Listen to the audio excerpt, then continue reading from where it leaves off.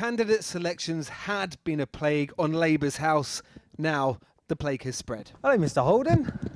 How are you? You well? Come and have a chat. Come out and have a chat to us. Meet Richard Holden, the Conservative Party chairman who was the MP for North West Durham, a constituency that no longer exists. Last night, he found a new home, 300 miles away. Great to see you. How are you? You well? Delighted, yeah, really delighted. So you're the candidate now? Yes, absolutely. Okay. How's it gone down? How have you gone down with the local members? Well, I was just at the members. We saw them tonight, the executive. Obviously had a lot of questions, but I got unanimous support from the executive. Was one of their questions, what are you doing running around here? They were really interested in what I've done as an MP. Were there any other candidates on the ballot paper, or was it just you tonight? So the local association executive asked me, spoke to them earlier on today. I said, I'll come down and see you.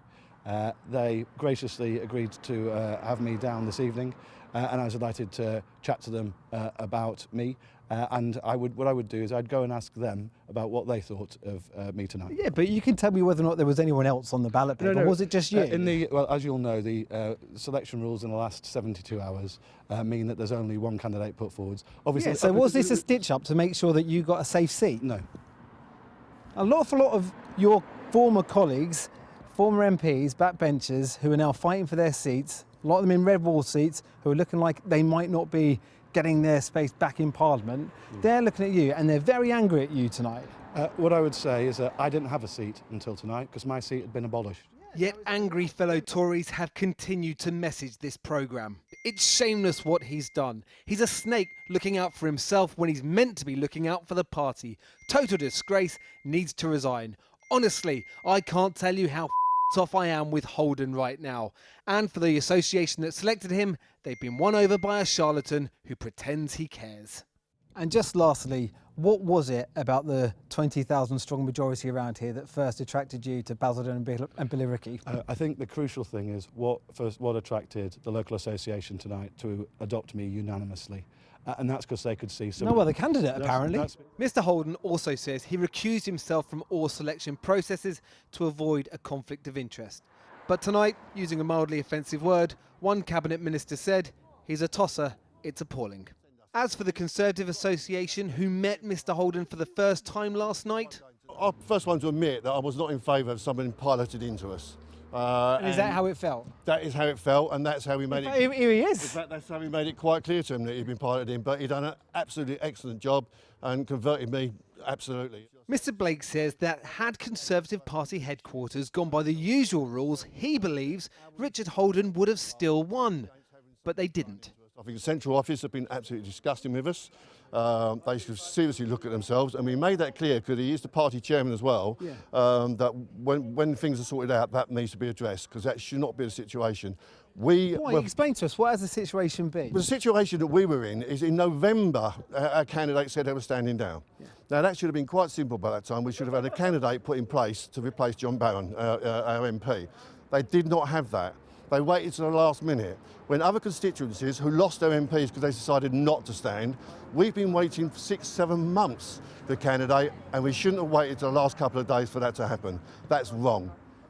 But there are still divisions coursing through this association and some local party members challenging for change. Conservative candidate selection, though, has become a tense problem, not just south, but north of the border too. Unfortunately, and with real regret, the Party Management Board concluded that David could not proceed as our candidate for the new seat of Aberdeenshire North and Murray East. David Juggard was the MP for Banff and Buchan and was going to run for the new seat of Aberdeenshire North and Murray East. But he spent 4 weeks in an intensive care unit for an illness affecting his spine and remains in hospital. The announcement today, it would appear, a duty of care call made on his behalf by the party. But last night, Mr Juggard posted this from his hospital bed. I was looking forward to campaigning for the upcoming election. He goes on, despite my having been adopted by our local members, the Scottish Conservative and Unionist Party has informed me tonight that they have decided not to put me forward as their chosen candidate. So who has the leadership team and the Scottish leader chosen to replace Mr Duguid? Well, last night this vacancy came up. I had to urgently speak to my wife and to my family about this, but I'm absolutely determined that we can beat the SNP in Aberdeenshire North and Moray East, and I want to represent that area. But in 2021, Douglas Ross said he would stand down as an MP at this election to concentrate on being an MSP in Holyrood. It's a U-turn the SNP have seized upon. I think it's a shameful announcement he's made today. I mean, I disagree with David Duguid, on political issues, but I feel heart sick for him that he's been told by the Tory party he can't stand. And 3 jobs, Douglas Ross wants to take the people for mugs again.